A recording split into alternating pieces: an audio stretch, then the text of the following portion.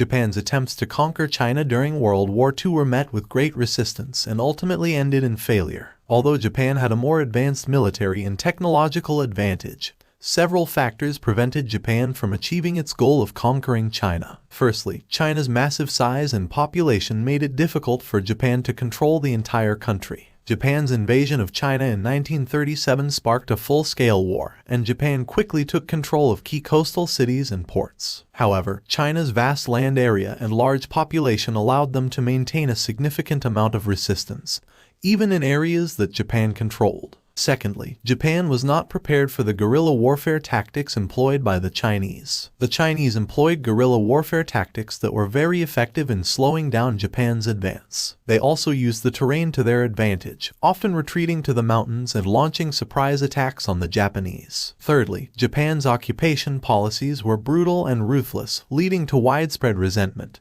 and resistance from the Chinese population. Japan implemented a three-alls policy that included kill all, burn all, loot all, which resulted in the deaths of many Chinese civilians. This policy created a great deal of hatred towards the Japanese, which led to increased resistance and sabotage. Finally, Japan's resources were stretched thin due to its involvement in other parts of Asia and the Pacific. Japan's war with the United States and its allies, which began in December 1941, diverted resources away from China and ultimately led to Japan's defeat in World War II. In conclusion, Japan's attempts to conquer China during World War II were thwarted by several factors, including China's large size and population, the Chinese use of effective guerrilla warfare tactics, Japan's brutal occupation policies, and the diversion of resources to other areas. These factors ultimately led to Japan's failure in achieving its goal of conquering China.